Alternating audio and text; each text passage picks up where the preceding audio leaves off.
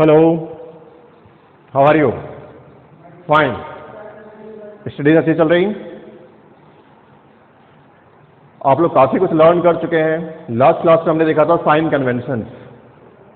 Sign convention से हमने discussion किया था कि मिरर हमेशा राइट हैंड साइड पे रखा जाएगा और ऑब्जेक्ट हमेशा लेफ्ट हैंड साइड पे रखा जाएगा।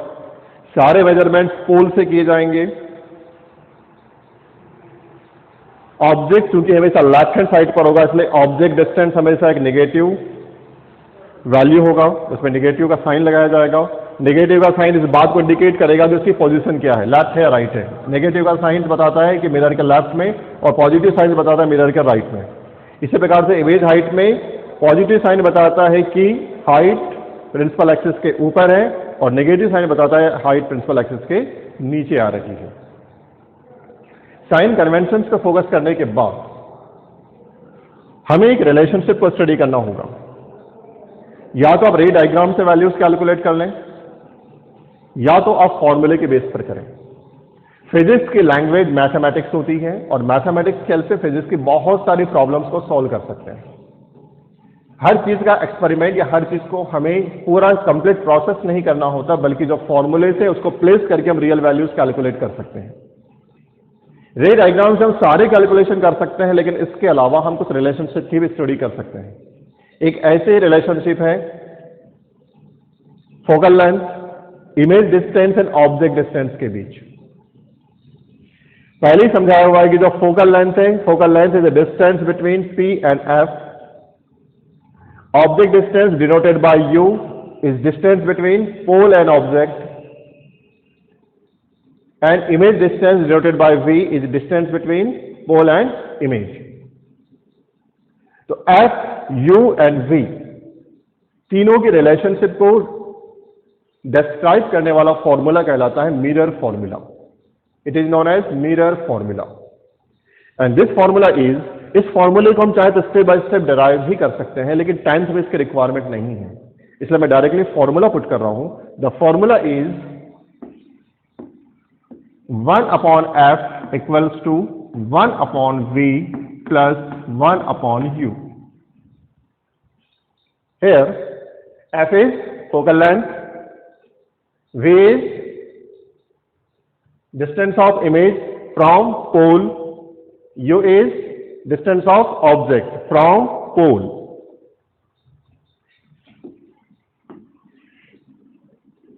इस केस में यदि हमारे पास टू क्वांटिटी से तो हम थर्ड कैलकुलेट कर सकते हैं। सपोज क्वेश्चन में इमेज डिस्टेंस और ऑब्जेक्ट डिस्टेंस दिया है तो आप फोकल लेंथ कैलकुलेट कर सकते हैं। फोकल लेंथ और इमेज डिस्टेंस दिया है तो आप ऑब्जेक्ट डिस्टेंस कैलकुलेट कर सकते हैं, या फोकल लेंथ और ऑब्जेक्ट डिस्टेंस दिया है तो आप इमेज डिस्टेंस कैलकुलेट कर सकते हैं।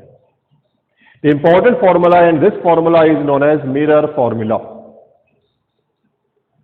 इसके अलावा एक और रिलेशनशिप हमें न्यूमेरिकल में काम आएगी और वो थी F equals to R by 2. R is radius of curvature. Radius of curvature का हाफ क्या होती है? Focal length. या हम इसको ऐसे भी तो लिख सकते हैं, R equals to 2F. Radius of curvature focal length की डबल होती है, या focal length radius of curvature की हाफ होती है। आज इन दो फॉर्मूलेस को यूज करते हुए हम कुछ न्यूमेरिकल सॉल्व करेंगे। Suppose there is a mirror, there is a concave mirror of radius of curvature 30 centimetre. There is a concave mirror, radius of curvature 30 centimetre. Calculate the focal length of this mirror. Calculate the focal length मतलब क्या पूछा है? F निकालने बोला है। Radius of curvature दिया है कितना? 30 सेंटीमीटर। फोकल लेंथ कैलकुलेट करना है। क्या होगा? जिस फॉर्मूले को पुट करेंगे, क्या है formula? F equals to R by 2। R की वैल्यू 30 बाय 2 मतलब कितना? 15 centimetre. Very simple, oral question जैसा है, चॉकलेट क्वेश्चन है। If radius of curvature is 40 centimetre then focal length is 20 centimetre. If radius of curvature is 80 centimeter, the focal length is 40 centimeter. If focal length is 15 centimeter, radius of curvature is 30 centimeter. Is it clear? Okay. ये तो रहा simple question. Now,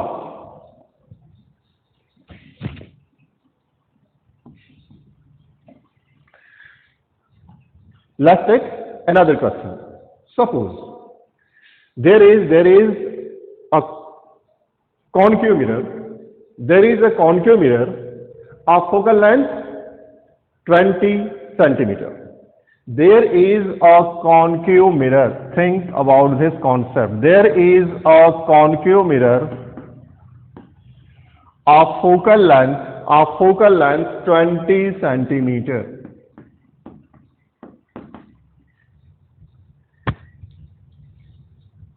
This mirror forms a real image. This mirror forms a real image at distance 40 centimeter. This mirror forms a real image at distance 40 centimeter.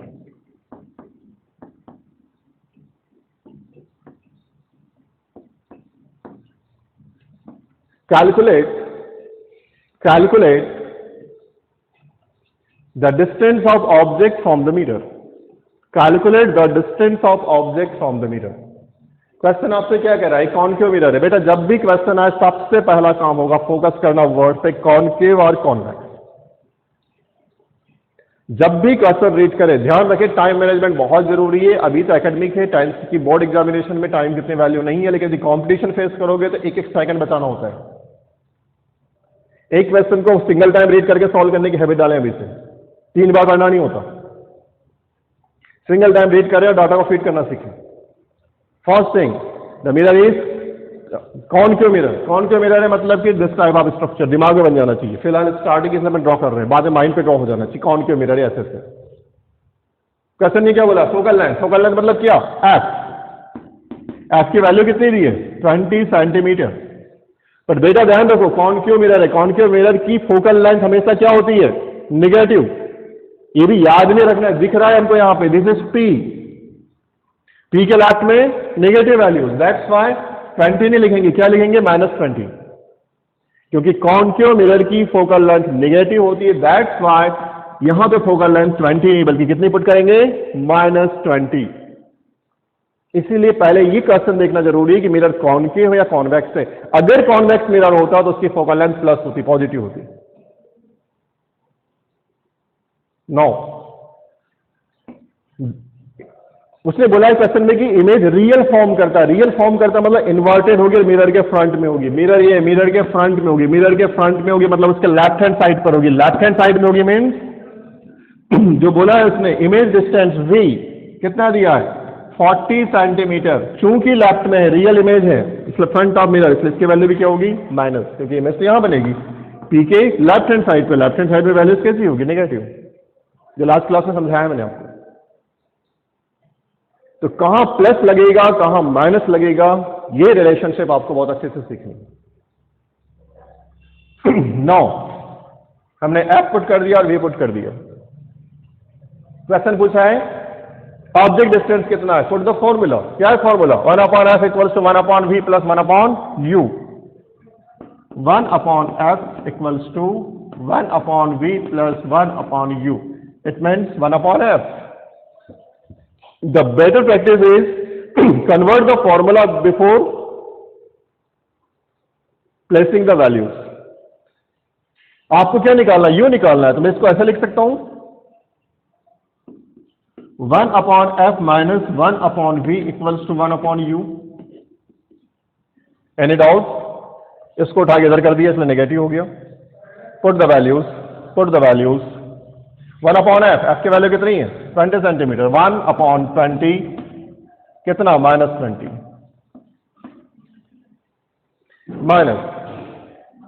Minus कितना? v. v की value कितनी है? 1/40 -40 equals to 1/u. Simplify this. 1/20, ये minus minus plus हो जाएगा 1/40, 1/u, LCM लेंगे 40 आएगा, 2 times जाएगा, कितना हो जाएगा -2 + 1 = 1/u, -2 + 1 -1, -1/40 = -1/u, that's why u = कितना हो जाएगा -40, क्या सेंटीमीटर, -40 सेंटीमीटर। -40 सेंटीमीटर का मतलब है मिरर के लास्ट में, जस्ट जहां पे इमेज बन रही थी उसी के ऊपर ऑब्जेक्ट है। हम एक इस कॉन्सेप्ट एक चीज और बोल सकते हैं कि ऑब्जेक्ट सी पे रखा होगा, तब तो दोनों सेम साइज आ रहा है, सेम डिस्टेंस आ रहा है, साइज भी सेम होगा। तो हम ऐसे कैलकुलेट कर सकते हैं, जिसमें हमने 2 चीजें देखी, मिरर फॉर्मूला, और मिरर फॉर्मूले के पहले हम यहाँ पे साइंस क्या लगाते हैं और ऐसा क्यों लेते हैं। Take another question.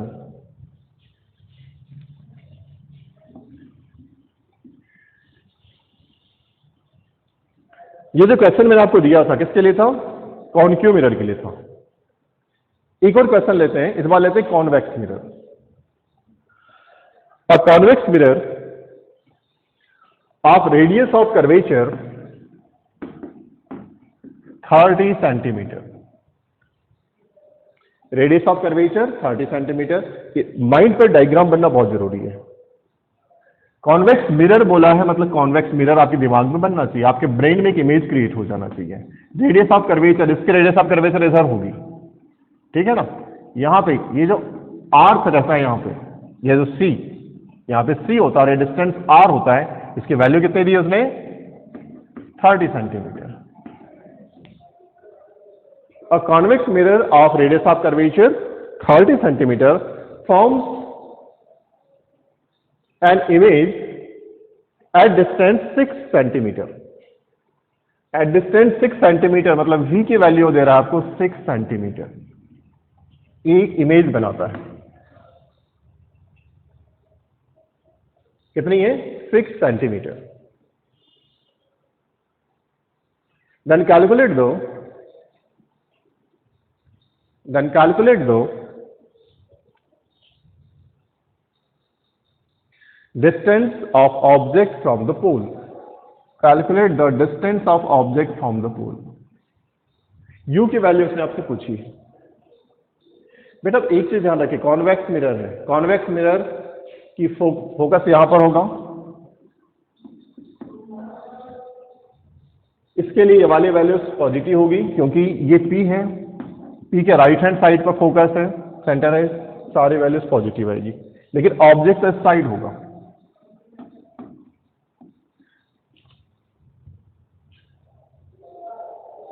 ठीक है। और हमें ये पता है कॉन्वेक्स मिरर में इमेजेस बिहाइंड द मिरर बनती है, मतलब इमेजेस कैसी होंगी, वर्चुअल होंगी, इसलिए उनकी वैल्यूज भी कैसी होगी, पॉजिटिव होगी, इमेजेस भी यहाँ की होगी।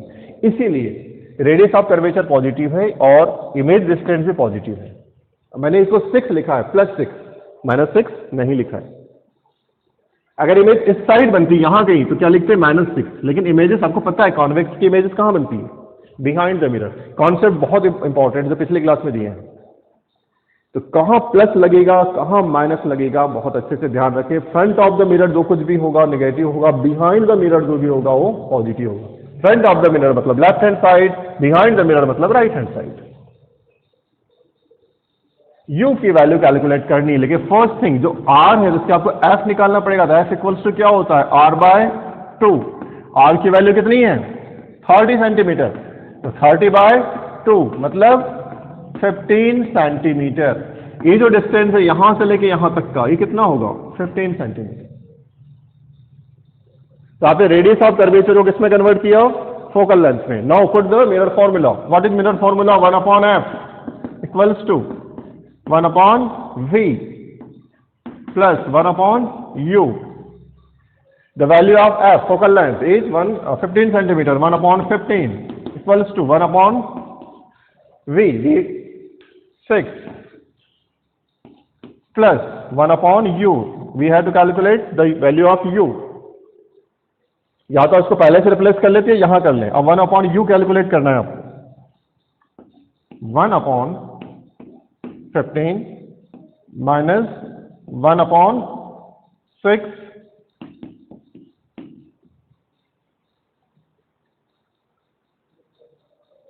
यहां तक ठीक है। अब क्या करेंगे, एलसीएम लेंगे। 15 and 6 का कितना आएगा, 30।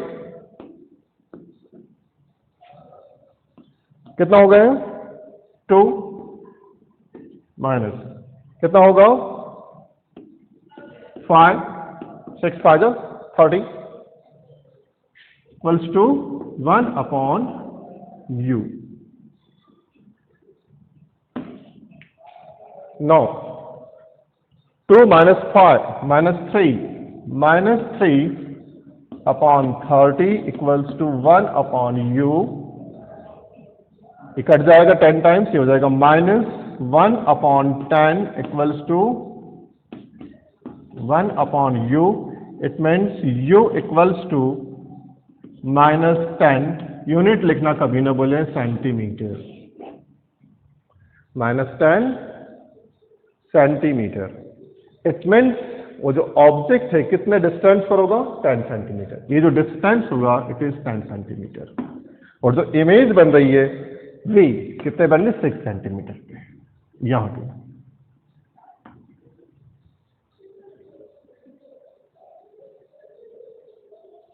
तो दीज आर द एग्जाम्पल्स। ध्यान रखिए सिंपल एग्जाम्पल लिए हैं। तो हमने देखा कॉन्केव के लिए और दूसरा देखा कॉन्वेक्स के लिए। कहां प्लस लगेगा, कहां माइनस लगेगा, इस साइन कन्वेंशंस के बगैर लाइट के न्यूमेरिकल यदि आप सॉल्व करेंगे तो दिक्कत होगी। दैट्स व्हाई बहुत अच्छे से क्लियर होना चाहिए।